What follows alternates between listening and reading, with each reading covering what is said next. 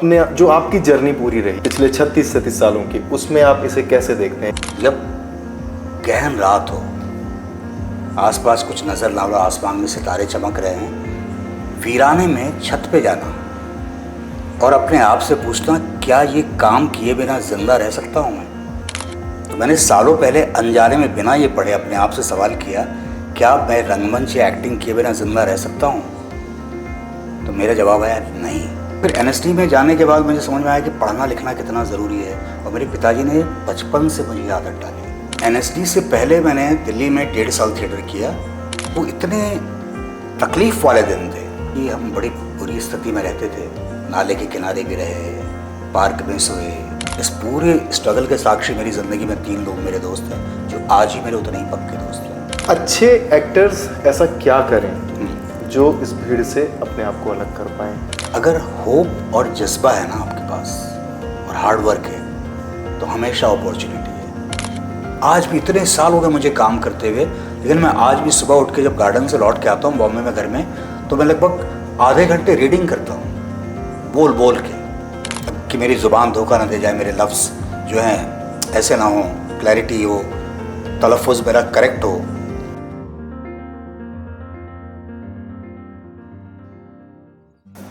कुछ फिल्मों के नामों के साथ शुरुआत करते हैं, इसलिए कि आपको थोड़ा सा मुझे रेफरेंस देने में आसानी हो जाएगी और आप भी पहचान जाएंगे कि हम आज बात किसकी कर रहे हैं।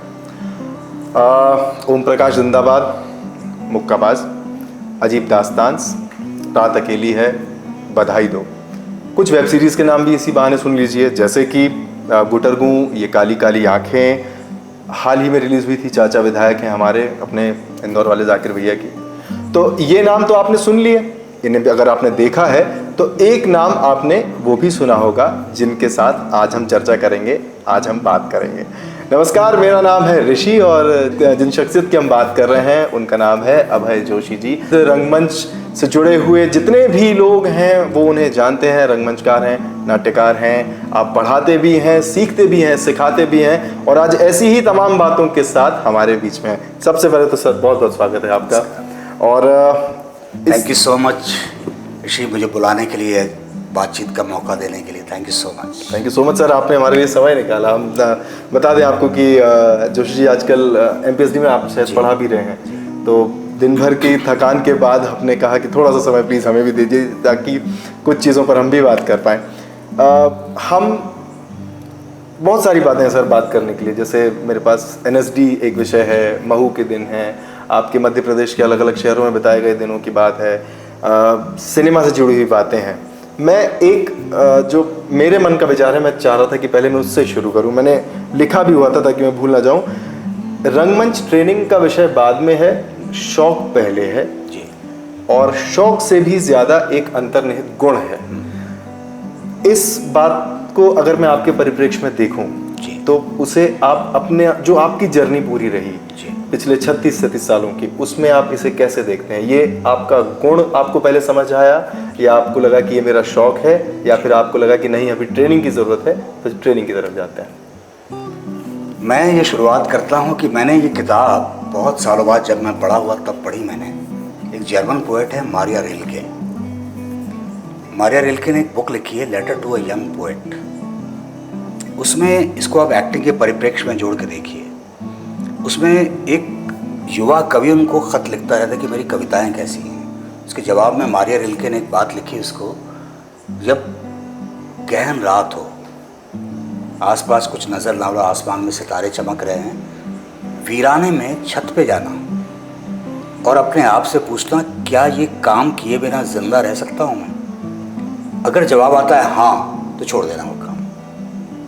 तो मैंने सालों पहले अनजाने में बिना ये पढ़े अपने आप से सवाल किया, क्या मैं रंगमंच या एक्टिंग किए बिना जिंदा रह सकता हूँ? तो मेरा जवाब आया नहीं। तो मैंने रंगमंच करता रहा मैं बचपन से। उसके बाद में मेरे फादर गवर्नमेंट ऑफिसर थे, उन्होंने मुझे जब दूरदर्शन पे नसीरुद्दीन शाह सर, ओम सर की फिल्में आती थी, वो मुझे दिखाते थे कि ये रियल एक्टर्स हैं। जब मैं छोटा था तो मेरे फादर ने मुझे बताया कि नेशनल स्कूल ड्रामा एक जगह है। छोटा ही था मैं, 15-16 साल का। फिर मुझे ये बात समझ में आई जब मैंने रंगमंच और करना शुरू किया, मुझे समझ में मैं अभी बहुत बिखरा हुआ हूँ। एनएसडी मेरे जहन में सोचिए 16 साल की एज से थी। मेरा ये मानना है कि आप जिस भी विधा को कर रहे हैं, अगर उसमें आप पारंगत हैं, अगर आपकी ट्रेनिंग प्रशिक्षण है उसमें, तो आप बहुत ग्रेट एक्टर बन जाते हैं, ऐसा नहीं है, लेकिन आपका विजन खुल जाता है। आप ये सोचिए कि एक क्रिकेटर होता है, क्रिकेट खेलता रहता है, लेकिन उसको कोई रमाकांत आचरेकर जैसा सही गाइड करने वाला मिल जाता तो he might be Sachin Tendulkar also. ये तो इसलिए, और मैं एनएसडी जाना चाहता था, तो मैंने लगातार थिएटर किया, एनएसडी की प्रिपरेशन की और फाइनली मैं एनएसडी में गया। आपने एक बड़ी अच्छी बात सर अभी कही कि आपके पिताजी ने आपको बताया कि एनएसडी एक जगह है, क्योंकि हम जब और इंटरव्यू सुनते हैं या बाकी लोगों से बात करते हैं तो वो कहते हैं कि एनएसडी को हमने खोजा या कहीं से हमें पता चला, लेकिन ये बहुत कम मुझे सुनने में आता है कि आप कह रहे हैं आपके पिताजी ने। थोड़ा इस विषय में बताइए, उनकी पृष्ठभूमि के बारे में, उनको शौक रहा? मेरे फादर जो थे वो बीएचयू के ग्रेजुएट थे और वो एक मध्य प्रदेश सरकार में एक अधिकारी थे, द्वितीय श्रेणी के, और तो हमें घर में सारा कुछ, बंगला, गाड़ी, सब कुछ मिलता था। इस सब सरकारी अधिकारी होने के बावजूद भी मेरे पिताजी का सबसे बड़ा शौक था किताबें। सारी जिंदगी जब तक वो जीवित रहे उन्होंने सिर्फ किताबें पढ़ी, उनका दीन दुनिया से कोई लेना देना नहीं था, उनको सिर्फ किताबें प्रिय थी। किताबें भी हमारे घर 1958 से कंटिन्यूस रीडर्स डाइजेस्ट आती थी, वो लास्ट रीडर्स डाइजेस्ट हमारे आई है 2009 तक आई हमारे। आप सोचिए कितने साल, 48 साल हमारे घर रीडर्स डाइजेस्ट आई। मेरे फादर पढ़ते थे, रैंडम बुक्स पढ़ते थे, तो उनका पढ़ने का शौक़ मुझे लगा। मुझे एनएसडी जाके समझ में आया, उससे पहले मैं थोड़ा सा आपकी प्रोफेशन में था जी, तो मुझे पढ़ने का बहुत शौक़ था। पत्रकार था तो भाषा मेरी बड़ी समृद्ध थी। कितने साल आपने पत्रकारिता? मैंने पत्रकारिता की एक 1.5 साल तो मैंने कोर्स किया, मास्टर्स। मेरे बहुत सारे दोस्त हैं जो भोपाल में अपना अखबार चलाते हैं, इंदौर के जो बड़े जर्नलिस्ट हैं मेरे बैचमेट्स हैं, भोपाल में एक बड़े पत्रकार है जो मेरे साथ, उन्होंने मास्टर्स किया जर्नलिज्म में। मैंने 3 साल लगभग किया, उसके बाद मुझे ऑफ़र था। डिजिटल तब नया नया शुरू हुआ था, तो मेरे एक बड़े भाई हैं जो BBC इंडिया में है, अभी पहले BBC लंदन में थे, उन्होंने मुझे, जब मैं एनएसडी पास आउट हुआ, उन्होंने मुझे ऑफ़र दिया कि तू स्टार न्यूज़ ज्वाइन कर। मैं थिएटर के बिना जिंदा नहीं रह सकता, पत्रकारिता के बिना रह सकते हैं उसके, हाँ, मतलब मैं मूलतः तो अभिनेता ही था जी। पत्रकारिता मेरे लिए एक, अब सोचिए, अर्निंग के लिए था, थिएटर में पैसा नहीं है। तो फिर एनएसडी में जाने के बाद मुझे समझ में आया कि पढ़ना लिखना कितना ज़रूरी है, और मेरे पिताजी ने बचपन से मुझे आदत डाली। बाकी मेरे भाई उतना नहीं पढ़ते लिखते हैं, लेकिन मुझे आज भी आदत है पढ़ने लिखने की, क्योंकि मैं एक्टर हूँ, तो एक्टिंग से रिलेटेड जितना लिटरेचर है उसका मैं मैक्सिमम पढ़ना चाहता हूँ। बहुत सारा पढ़ लिया मैंने, काफ़ी कुछ बचा जी, और बहुत सारी जो फिक्शन हो, पॉलिटिकल हो, कुछ भी हो। रिसेंटली मैंने एक साथ 3 मुख्तलिफ किताबें कंटिन्यूस पूरी की, रेंज रखता हूँ मैं। मैंने किताब ऑटोबायोग्राफी ऑफ ए योगी पढ़ा, उसके बाद फिर मैंने निर्मल वर्मा की अंतिम अरण्यक 4वीं, 5वीं, 10वीं बार पढ़ी। फिर उसके बाद में एक बहुत अच्छी किताब पढ़ी मैंने, stationery shop of Tehran. 3 book मैंने एक साथ पढ़ी।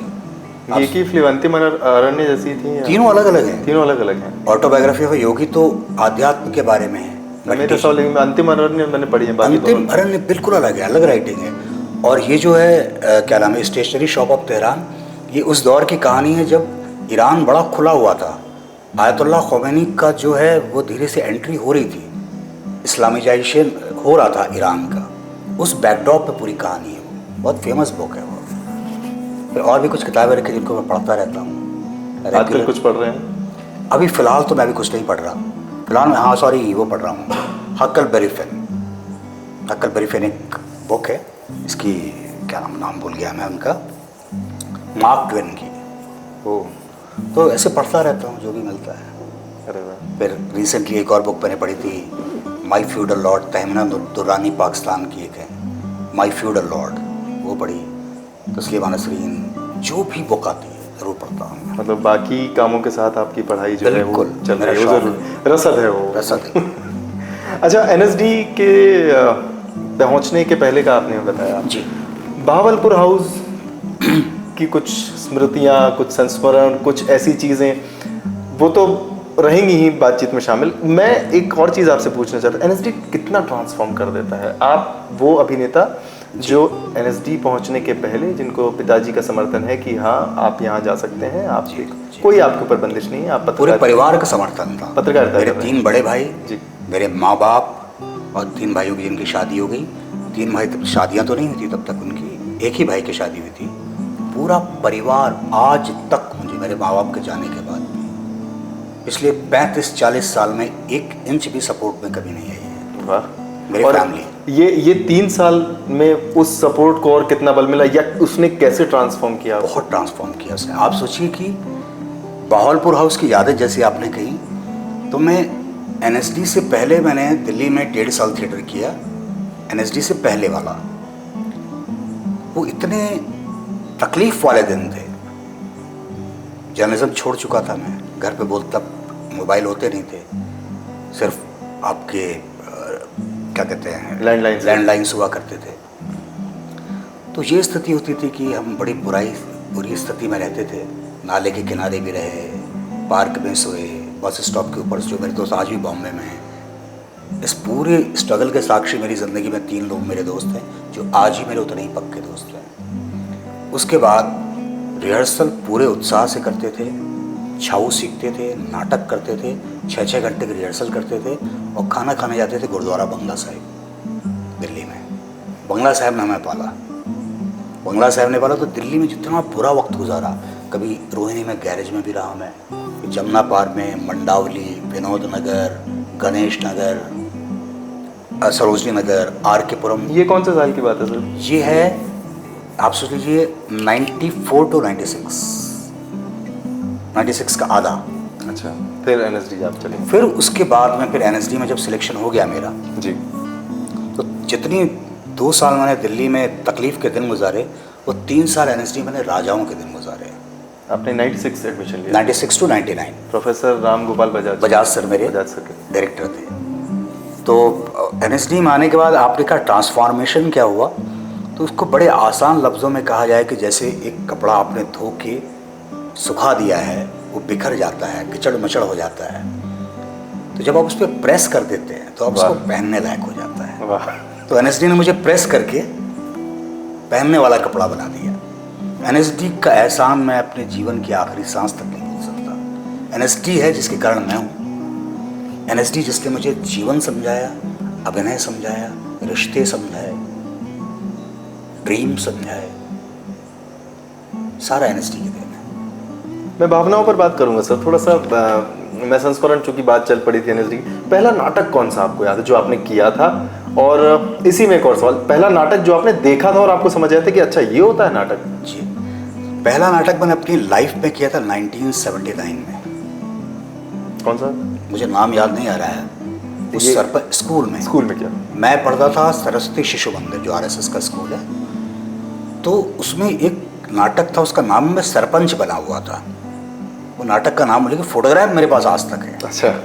4 फोटोग्राफ आज भी हैं मेरे, जब बच्चों की मूंछें लगाई नहीं जाती थी पेंसिल से। आप कौन सी क्लास में थे उस पर? मैं पढ़ता था 4th क्लास में। 4th क्लास में पढ़ा रहे? 4th में था मैं, तब से मेरा शौक था। अच्छा। तो आप देख लें तो 79 से अभी चल रहा है 25, तो आप सोच 21 और 25 40 आज़ादी हो गया, 46 साल। 46 साल पहले मैं पहली बार स्टेज पे चढ़ा, पहली बार।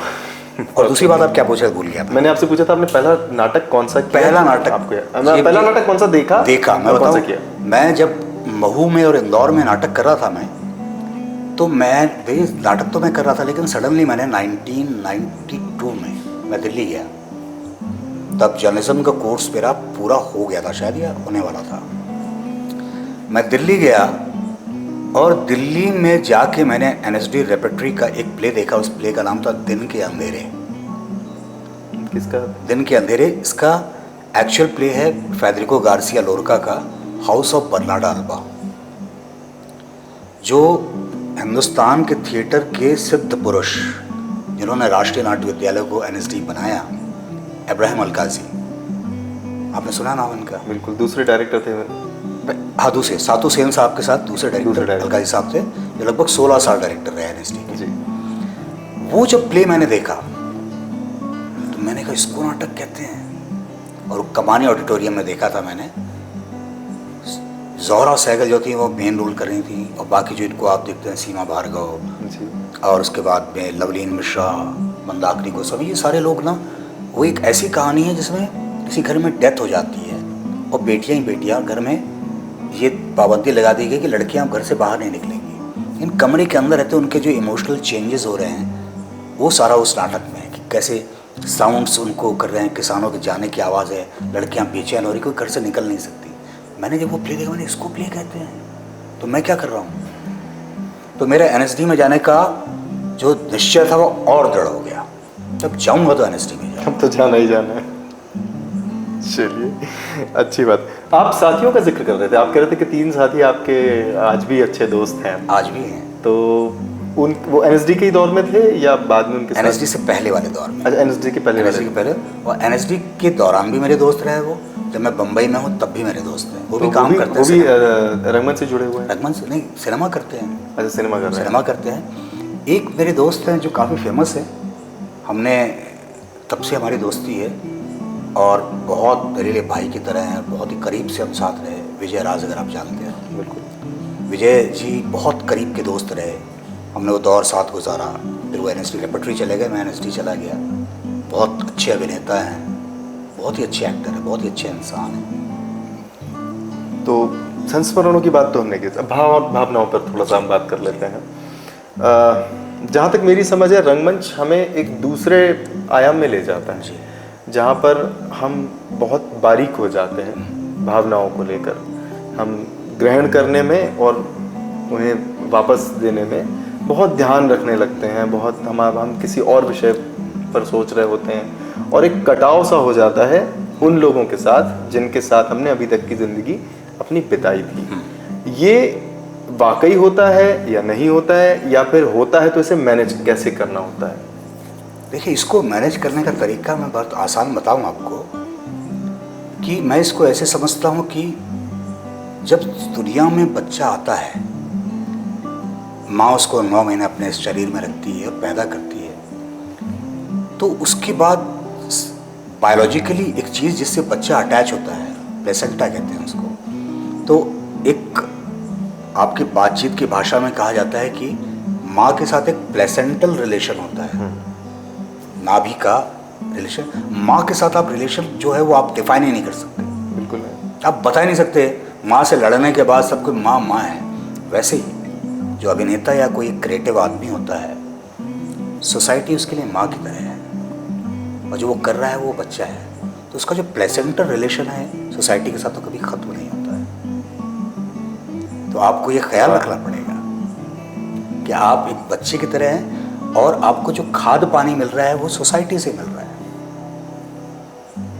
लेकिन जब आप थोड़े इवॉल्व होते हैं तो शुरू में मैं भी बड़ा वो अजीब होता था, मुझे रिश्ते बड़े, लेकिन अभी मैं हर रिश्ते को एक बर्ड्स आई व्यू से देखता हूँ। क्योंकि अब एनएसडी ने इतनी सारी चीज़ें अंदर डाल दी कि आप किसी भी रिश्ते को बिना मैग्नीफाइंग ग्लास के आप देख ही नहीं पाते हैं। बिल्कुल ठीक बात है सर।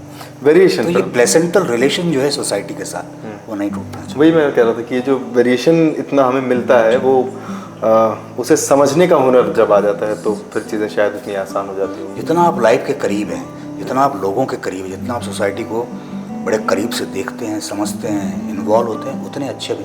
इसलिए आप देखिए कि जो लोग, जिनके पास बहुत पैसा है, जो एक्टर बनना चाहते हैं, लेकिन उन्होंने कभी तकलीफ नहीं देखी, उन्होंने दुनिया नहीं देखी, उनके लिए बातचीत एक जेनेवा के उस कॉफ़ी शॉप में व्हेन आई हैड कॉफ़ी, तो उनके लिए रेफरेंस जेनेवा और पेरिस और लंदन है, और एक्टिंग उनको इंडिया में करनी है, और इलाहाबाद का एक लड़का प्ले करना पॉसिबल ही नहीं है। ये आप देखते होंगे, शायद आप बता रहे थे आप स्टार किड्स को भी ट्रेन करते हैं। बड़े करीब से दिखता है मुझे, मैं उनको समझा भी नहीं सकता।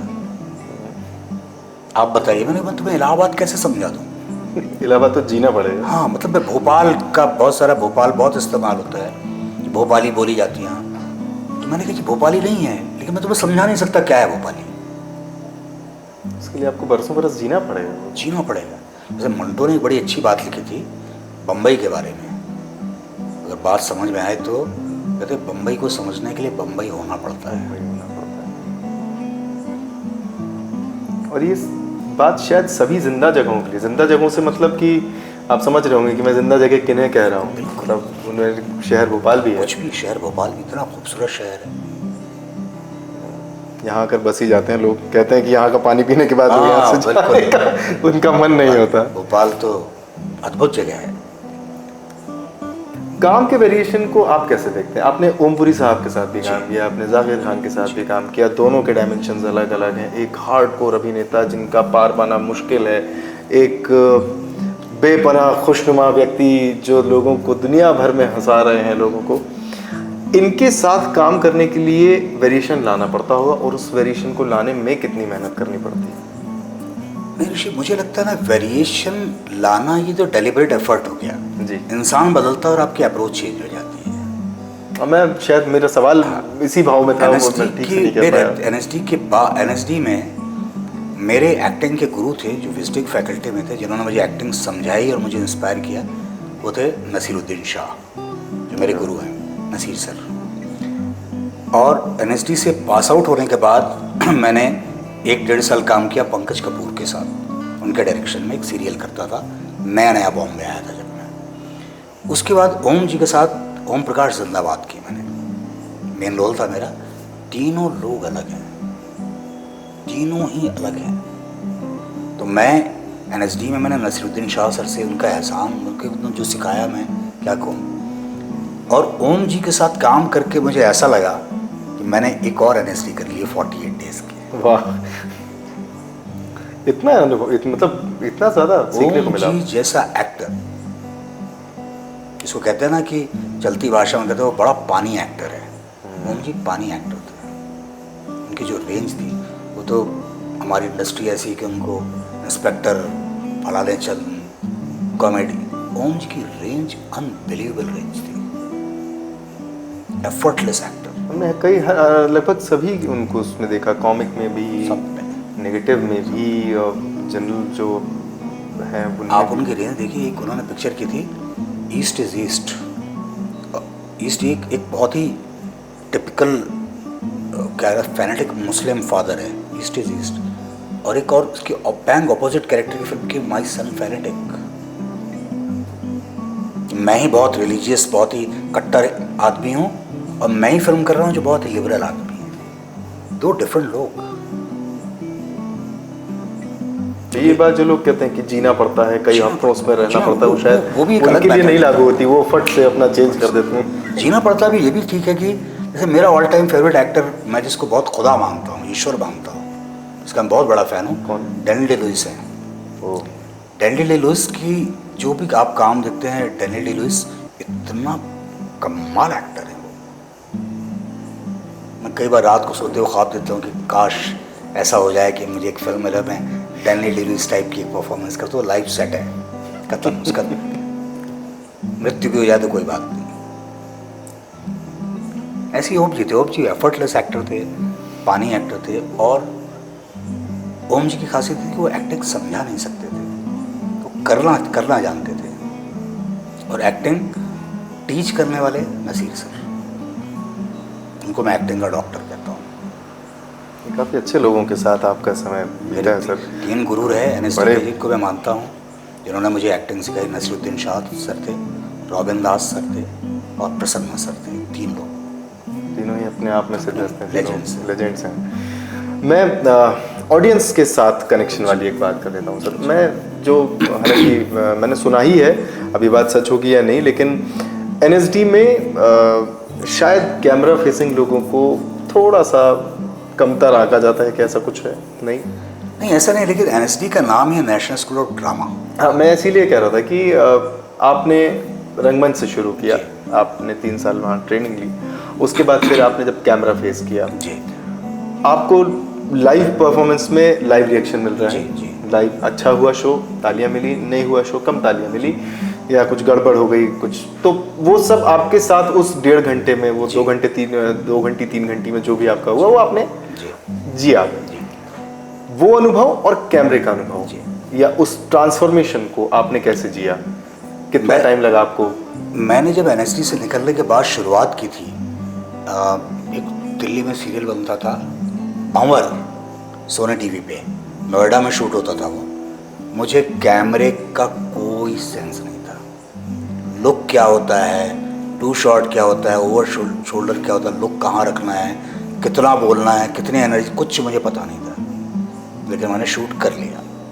स्टेज पे तो आप इम्प्रोवाइज भी कर लेते हैं, वहाँ उनका फिक्स टाइम। कुछ नहीं, फ्रेम आते में ऐसे हो जाते थे कि अब क्या करें, क्योंकि डायरेक्टर बोलता था सर सर सर हिलना मत, ये थोड़ा बाहर हो जाएंगे आप। मैं फ्रेम का सेंस ही नहीं था। जब बॉम्बे पहुंचा मैं, पंकज सर के साथ काम करना शुरू किया। पंकज सर ने सिखाया ये। पंकज सर रेपेटरी की तरह सिखाते थे कि ये टू शॉट देख, यहाँ से निकला, यहाँ से ये लोग यहाँ रख, ये लोग यहाँ रख, ये लोग तेरा अबे लोग यहाँ सामने रख, बोले बहुत सारे एक्शन मत कर, रिपीट करने हैं डिफरेंट एंगल्स पे। सारी टेक्निक पंकज जी के, फिर उसका धीरे धीरे काम करते करते आप सीख जाते। इनिशियल पंकज जी ने सिखाया। ये सब बातें सुन सुन के मुझे ये लग रहा है कि सिर्फ शौक नहीं है, पूरा साइंस है इसमें। आप एक्टिंग भी पूरा साइंस, पूरा साइंस है, पूरा साइंस है। Acting human behaviour. और आज 2025 में जो एक्टिंग हो रही है, उसकी सबसे बड़ी चीज़ होती है डोंट एक्ट। बेस्ट एक्टिंग वही होती है डोंट एक्ट। जैसे सैनफोर्ड माइजनर एक बहुत अच्छी डेफिनेशन देते हैं कि behaving truthfully in an imaginary circumstance, एक काल्पनिक स्थिति में सच्चा व्यवहार करना है अभिनय है। मुश्किल है काफ़ी, लेकिन शायद इसीलिए रास्ता इतना कठिन माना जाता है। मैं बहुत समय और नहीं लूँगा सर आपका। एक दो क्वेश्चन मेरे और हैं छोटे छोटे। जैसे बहुत भीड़ है अभिनेताओं की, और आजकल तो बहुत ज़्यादा हो गई है, क्योंकि पहले तो ये था कि सिनेमा होता था, थिएटर होते थे, आजकल इंस्टाग्राम है, आजकल सोशल मीडिया है, और हर वो व्यक्ति जिसके पास एक फ़ोन है टच स्क्रीन वाला और जिसका इंस्टाग्राम पे या बाकी प्लेटफॉर्म्स पर अकाउंट है, वो लगाता है उसमें अपने स्टैंड पर और शुरू हो जाता है और कुछ भी कर लेता है। तो बहुत सारी भीड़ है। अच्छे एक्टर्स ऐसा क्या करें जो इस भीड़ से अपने आप को अलग कर पाएँ, या जो वाकई कला की साधना करना चाहते हैं? जी, मुझे लगता है जो बात आप जहाँ से आपने बात शुरू की थी कि मैं इस चीज़ के बिना नहीं जिंदा रह सकता था, वो भावना कैसे जिंदा रहे, उसको बना के रखना इस आज के माहौल में। देखिए, आज के मुझे लगता है कि आपको अगर होप और जज्बा है ना आपके पास और हार्ड वर्क है, तो हमेशा अपॉर्चुनिटी है। अगर आपके पास डाउट है तो आप कभी सक्सेसफुल नहीं होंगे। ये वैसे मानता हूँ मैं कि जब आप दौड़ रहे हैं, दो कहानियाँ हैं कि अगर आप दौड़ रहे हैं और 100 मीटर की स्प्रिंट है, आप दौड़ रहे हैं, आपका ध्यान अगर लक्ष्य पे ना होके देख रहा है कि ये तेज़ तो नहीं निकलेगा, ये इसने पाँव ऐसा रखा हुआ है, ये आगे कर रहा है, ये तो आप कभी नहीं रेस में दौड़ पाएंगे। जब आप दौड़ रहे हैं तो सामने पास में कौन खड़ा हुआ है मत देखिए।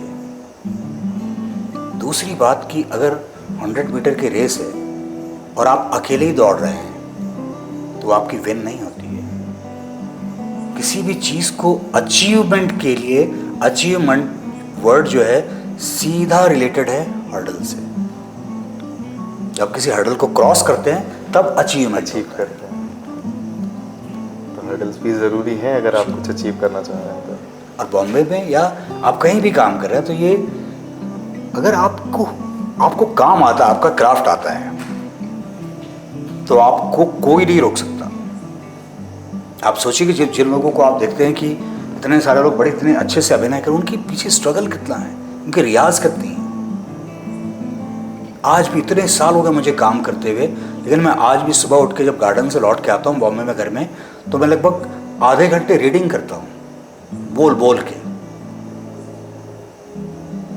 कि मेरी ज़ुबान धोखा ना दे जाए, मेरे लफ्ज़ जो हैं ऐसे ना हो, क्लैरिटी हो, तलफ़ुज़ मेरा करेक्ट हो, और जब मैं बोलूँ तो ये भी ना लगे कि मैं बहुत वैसा बोल रहा हूँ कि कहना चाहिए कि बहुत क्राफ्टेड बोल रहा हूँ, ऐसा भी ना लगे। ये बहुत बड़ा एक चैलेंज होता है। मैं कई बार देखे कि आपको एक्ट करना है बट वो एक्ट नहीं लगना चाहिए। नहीं लगना चाहिए। सारी लड़ाई यही है कि आपको जो सिंपल एक्टिंग में अगर आप कहेंगे कि जो लिखे हुए डायलॉग हैं उनको अगर आप वैसे बोलने की काबिलियत पैदा कर लेते हैं जैसा आप रियल लाइफ में बात करते हैं, with the correct situation, with the correct thought, correct emotion, job is done. सबसे मुश्किल काम है ये तो है। आप बात हालांकि आजकल आप सिखाने का अनुभव कैसा है मतलब? सिखाने का अनुभव बहुत अच्छा, मुझे सिखाना बहुत अच्छा लगता है। मैं ये इसलिए मैं बहुत सिलेक्टिव काम करता हूँ। मैंने 2011 के बाद टीवी नहीं किया। अच्छा। मुझे लगा टीवी करके मैं अपनी जितने भी ऑफर है मैंने टीवी नहीं करूँगा मैं। आज 14-15 साल हो गए। सिखाने में फ़ायदा ये मुझे ये होता है कि मैं खुद रिवाइव होता हूँ, क्योंकि मैं प्रैक्टिसिंग एक्टर हूँ। तो मुझे ये पता चलता है कि इस एक्टर में ये प्रॉब्लम है, तो जब मैं उसको बता रहा होता हूँ तो अपने आप को भी रिवाइव कर रहे होते हैं। रिवाइव कर रहा होता हूँ। दूसरा इसलिए होता है कि थोड़ा बहुत पढ़ लिया है, इसलिए अंदर छटपटाता रहता हूँ, किसको बताऊँ। ना ठीक बात है, वो ज़रूरी भी है कब तक उसको। अच्छा, घर पे कैसे सब मैनेज करते हैं आप, इतना बिजी शेड्यूल सारी चीज़ें? घर पे आराम से मैनेज, कोई बात। मैं एक शेड्यूल रहता है मेरा। मैं बॉम्बे में नॉर्मली 11-11:15 बजे सो जाता हूँ।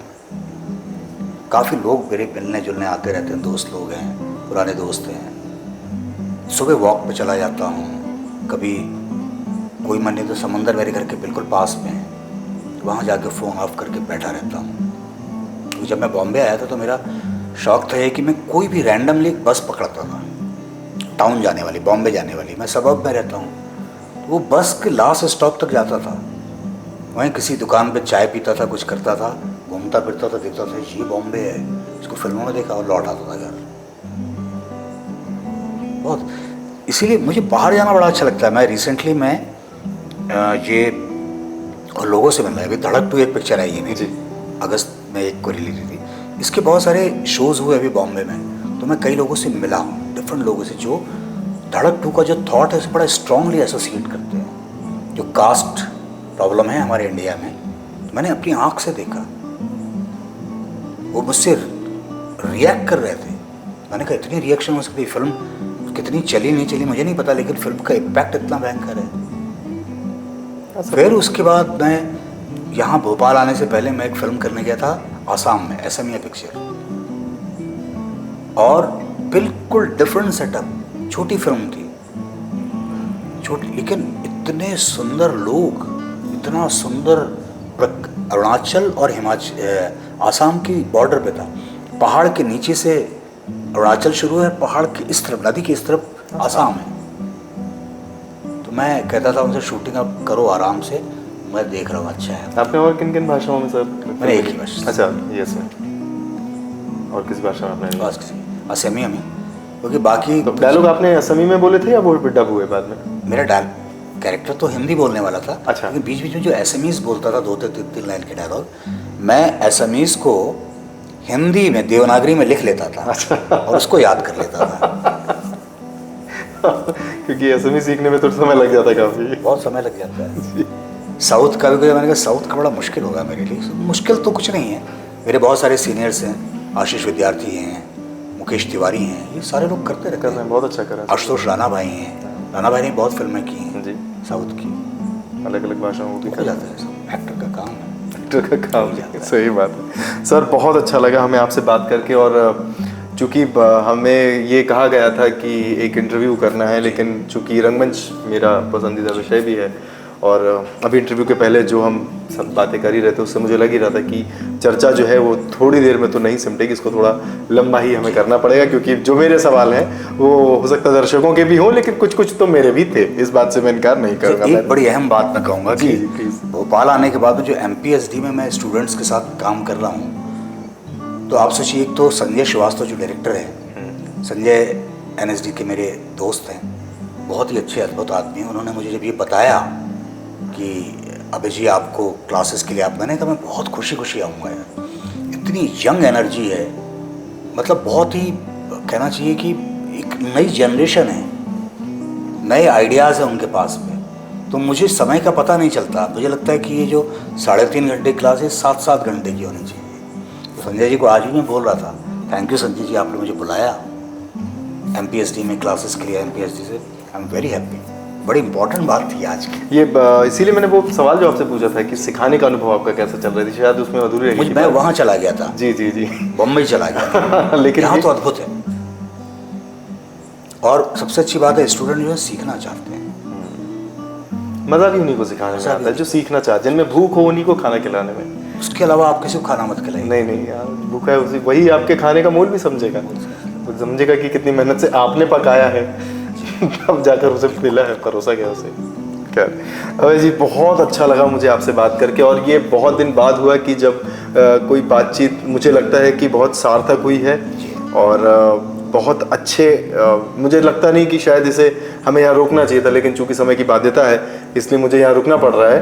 लेकिन हम कोशिश ज़रूर करेंगे कि आप जब भी भोपाल में रहेंगे हम ज़रूर आपके पास आएंगे, आपसे बात करेंगे, और बहुत सारे मुद्दे शायद ऐसे रह गए हैं जो लंबी बात करेंगे, लंबी बात करेंगे। सिनेमा से जुड़े हुए बहुत सारे सवाल थे मेरे, तो मुझे लगता है कि उन्हें शायद हम अगली बार के लिए बचा के रख लेते हैं। बहरहाल आज के लिए बहुत बहुत धन्यवाद, आपने हमारे लिए समय निकाला, हमारे दर्शकों से आप जुड़े। आपको अभय जी की बात कैसे लगी आप हमें बताइएगा, और चलते चलते आप अगर कुछ हमारे दर्शकों से या जो नए बच्चे अभी इस फील्ड में उतरे हैं, इस पर काम कर रहे हैं, वो कैसे इस रास्ते को चुने, इस पर कैसे आगे बढ़े, अगर आप कुछ कहना चाहें तो।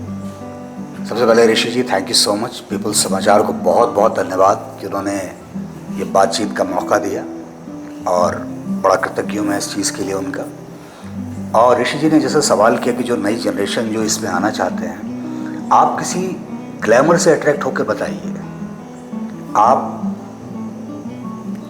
गली क्रिकेट खेलने नहीं जा रहे हैं, आप सीधे टेस्ट मैच में अगर उतरना चाहते हैं तो अपने पैड्स अच्छे से रखिए, बैट को तेज़ करिए, बॉल की प्रैक्टिस कीजिए, उसके बाद मैच में उतरिए। इसका मतलब बहुत सारी रीडिंग कीजिए, उस क्राफ्ट को समझिए, प्रैक्टिस कीजिए। सिर्फ लोगों को देख के सुन के एक्टर बनने की मत सोचिए, क्योंकि ये बड़ा बारीक मसला है। खूब पढ़िए, जितना पढ़ सके उतना पढ़िए, और डिसिप्लिन लाइफ जिए। अपने आप को डिसिप्लिन में रखिए, अपने आप से बात करते रहिए, अपनी चीज़ों को करीब से देखिए, अपनी ज़िंदगी को करीब से देखिए, अपने सारे रिश्तों को करीब से देखिए। कुल मिला के पूरी अपनी लाइफ को एक मैग्नीफाइंग ग्लास से देखते रहिए, खूब सारी पढ़ाई के साथ। Thank you. मुझे लग नहीं रहा है कि इस बात को, क्योंकि अभी आप जो कह रहे थे उसमें ही 3-4 बातें मेरे जहन में आ गई। बहरहाल मैं उन्हें रख लेता हूँ संभाल कर, अगली बार जब हम आपके साथ बैठेंगे तो बात को यहीं से वापस शुरू करेंगे। बहुत बहुत धन्यवाद। Thank you so much. Thank you so much.